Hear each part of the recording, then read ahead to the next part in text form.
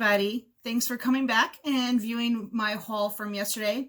I also added a few things that I've acquired that ended up here pretty recently, whether it be online or from other thrift shops.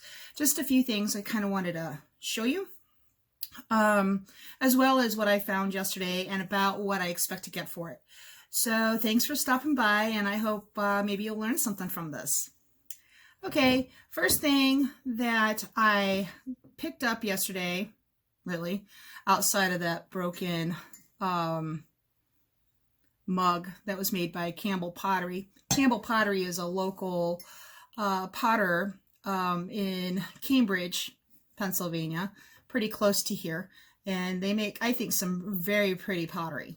Their glazes are just, I think, very pretty, very colorful. Anyway, so I did not score that one yesterday because like I said, it was chipped, or actually cracked, fractured throughout the whole side and then the base, you know, making it virtually useless. So anyway, it was a bummer, but I put that back, and I did walk out of there with 3 or 4 things. The first one is this handmade in Portugal Studio Nova crystal vase. It is frosted, and it is actually, I've seen it as actually advertised as a candle holder. So that would be the good reason why there's actually wax on it that I saw yesterday right down here. But I think because of the size, it could be used for either. This is the original sticker. It's really quite dirty, but anyway, you could use it either or, I think. It's very pretty, kind of stately. I think I'd be able to get about 24 plus shipping. Most of everything I do, I ship free.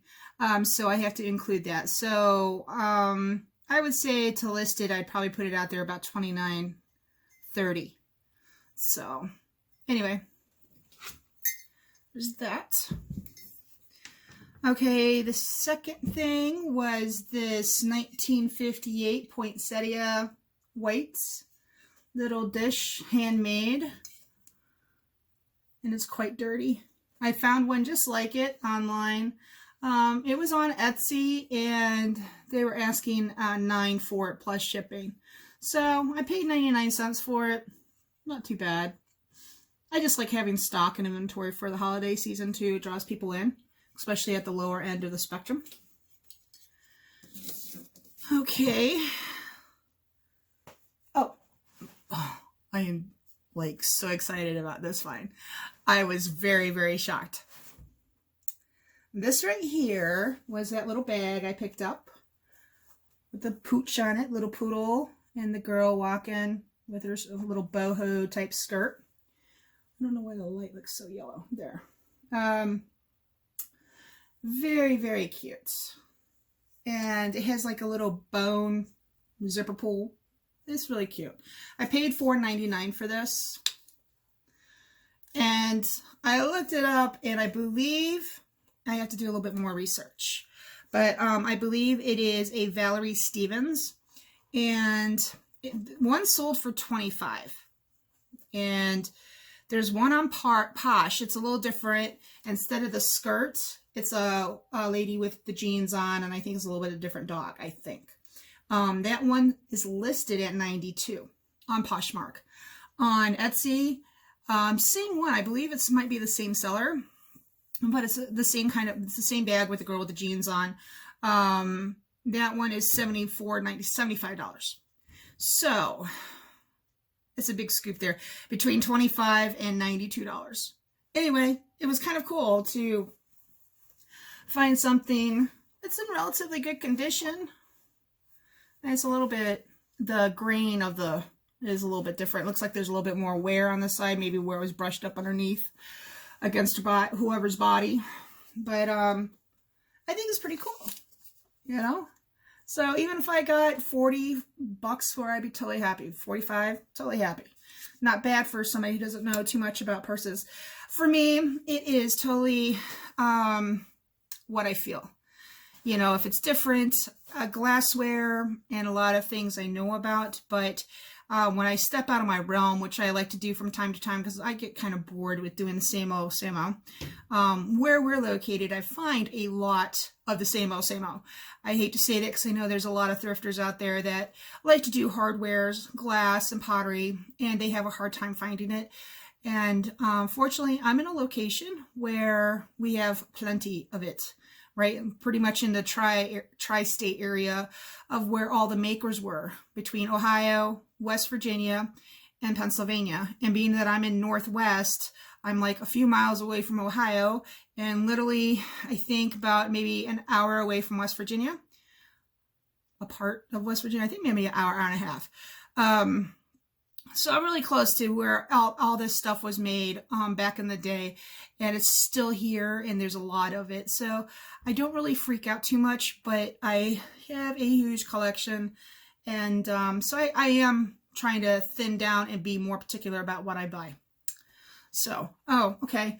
The next thing I got was this pretty crewel work, and very retro. I haven't seen much with the green background on it, and it's canvas. It's got like the canvas work to it. It's all like they took the time. I don't know if this is common or not. I haven't researched it enough, but they took the time to thread it to give it taut, you know, to keep it taut. And it's really kind of interesting. I mean, they thread pulled it through and sewed it, and then they left the lines there. I don't know why, but anyway, I guess that's just the way they had to do it. But it's interesting, and I think it's kind of pretty. Very, very retro. If you're trying to do a room up in, you know, 1970s, this is totally a great piece to add to it. I found a whole range of prices online for those, going all the way up to about $70, $80, $100. And I feel like this one, for the size of it and all, I think I'd probably be looking at about 40 to 50 to be realistic. I didn't really check solds on it yet. I just did kind of a quick look to see, you know, where I'm at. I usually give or take about $10 from whatever my search yields. And that was pretty much yesterday's haul. It was very slim pickings, like I said, but it was good. It's enough. Sometime soon here, I'm going to take you through a little tour of my shop, and you're going to, you know, wonder why I'm out there thrifting. I have so much inventory. I really need to focus on getting the stuff done, but it's kind of addicting too. So the thrill of the hunt is always there. And when I can find something relatively cheap, I'm going to go for it. So, okay, so that was yesterday's haul. I did buy a collection of some Moser glass, reproduction glass. They made Moser glass, still in business. They have a shop, and they've been reproducing like very old Victorian glass molds, glass patterns for quite a while. I didn't look up when they actually started. I just know that Moser is well renowned for their reproductions. I don't know, and again, I didn't look it up to find out what chemical it is. It's like on the top of my head, and I can't think of it right offhand. Instead of using uranium in their newer Canary or Vaseline glass, I really can't remember off the top of my head what the chemical is that makes this color. And this is a newer reproduction. I would say this is probably within the last 5 years. I was able to hit an online auction and buy quite a few pieces at very cheap, like $5 a piece on these. The larger pieces I got like this. Excuse me. Now this is opalescent. Both of these are. They're both opalescent. They have that pearly, milky white finish to it on the edges, and they call that French opalescent. If it's clear, it's French opalescent, but they call it opalescent glass. And this is Vaseline, Canary, topaz. They call it a whole range of different colors. My color is going crazy. This particular pattern is eye winker.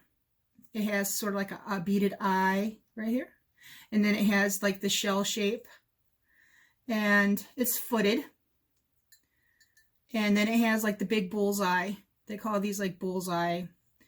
They are reversed, so they kind of bubble out. This is I believe this is like a spooner, where you would back in the day on the old tables, they would put a whole bunch of spoons in there. They didn't usually put spoons with every setting. It was an optional type thing, because usually households back then didn't have a whole set with spoons, or they kept them for the dessert or soup area. So, and these little ones are nut dishes or candy dishes. They call them candy dishes now because nobody really has nut dishes set out that much. But it has the same pattern. It has the eye winker. And I just thought they were pretty. I have a few more pieces, quite a few pieces. I have a covered candy dish, and I have a butter dish, and I don't know what else I got here. But this is a handy dandy shortwave UV lamp. It's LED. And it glows. It makes it glow. And in the old glass, it used to be uranium. I think it might be magnesium now. I'm not sure. Don't quote me on that. But anyway, it gives it a really cool glow. People like love it, or there's people that love it, and then there's people, especially some of the older diehard collectors, don't understand why a lot of people are like, interested in glass that glows. And it's kind of a novelty at first when you're first into collecting glass. Okay, so I got those for $5. I believe I paid $10 for this. I would expect to easily double to triple my money on all these pieces. This one right here is on Amazon right now. I didn't look up solds, but it's on Amazon right now for $21.99, so $22 with free shipping. So I figure probably about $15 would be my listing price plus shipping. So on this one, $10. I would probably list this for $29 with shipping. I'd have to look though. I have to double check, because I don't think there's a whole lot of these out there, but I'd have to check. What happened was that there was a person, an auctioneer, who was able to buy out of a lot of the old stock right off the Mosser glass shelves down at their warehouse in West Virginia. So my game, I was able to buy quite a few pieces off of her. I bought some beautiful, beautiful electric carnival glass, really bright in color. And I bought some of this topaz. And so I got it very cheap, very reasonable. Okay. Second thing, I went to the flea market, like not this weekend, but the weekend before. And I found these are really cruddy. I'm sorry, I haven't even cleaned them up yet. They're like really cruddy and really kind of nasty, funky. I found these porcelain sink knobs. And then he had it with the other one, and I really didn't want to buy it. I don't even remember how much I paid for them. I think I paid like $6 for them, maybe $5. These sell like crazy, like all over the place, anywhere between $30 and $60. And I mean, with the same lettering, and there's some marking on here. I can't tell. It's kind of worn from being turned. I'd have to look, but there's I mean, they're well worn, but they're old. I mean, if you were redoing a bathroom and wanted to add a new old fixture to it, like your new, to give it that old country feel or what have you, a lot of people are reusing these, which I'm sure you've heard of. So kind of neat though.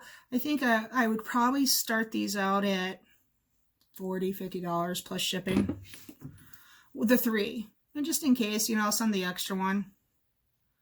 Because it's kind of an oddball to have. The only thing is there's a little dingy right here. That's the only thing about that. But, you know, it's the age. It's to be expected. Okay. This I bought, I guess, last month at Salvation Army. It is Chrome and Bakelite tea sets. I have the 2 pieces. Oh, my lens must be really dirty. It's giving me some glare. The 2 pieces. This one I believe is missing a lid.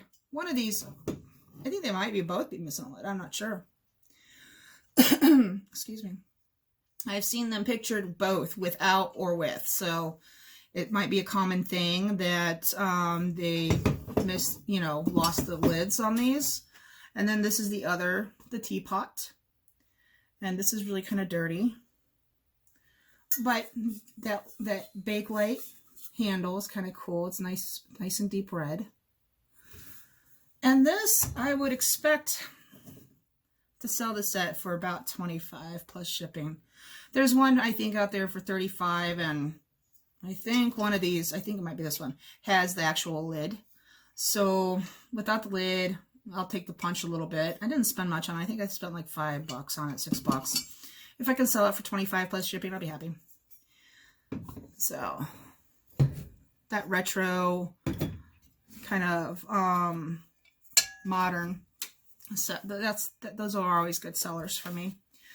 Another thing is I got off the line another auction that I went online, and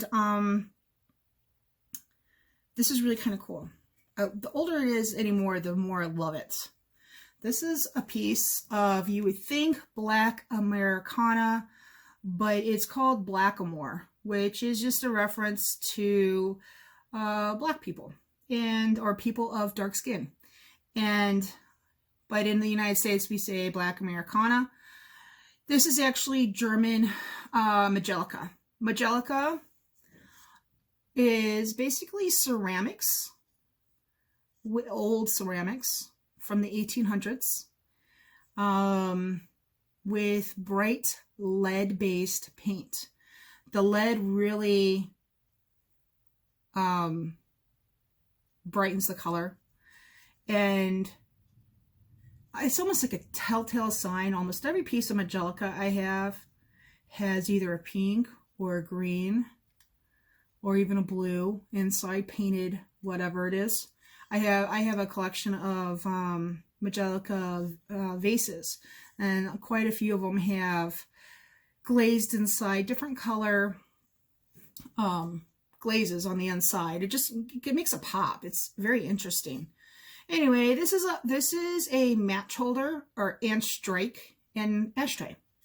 So what you would do is you put your matches in here. I would assume that you probably put your matches like on the side and then use the expelled ones over here. This is your strike. I've seen a lot of match holders, and there's a lot of match holders out there, but in order to be like considered a strike, you're supposed to have a flat, unglazed area, and you can tell it's been used. And he's got his feet hanging in his net in the water, I guess. It's blue, playing the accordion. Now, he's all glazed except for his hair and his face, and that's why he's missing a little bit, but it doesn't really hinder the price. And he's got an old stamp mark on the bottom. I think it's 0620 or something like that. It means nothing. It's probably a mold number. But anyway, this is supposed to have been made in Germany. It's attributed to Germany and around 1880. And I bought that online for $40, and I have it listed for $135. I don't mind spending a little extra money on something that's really cool and not a lot of it out there.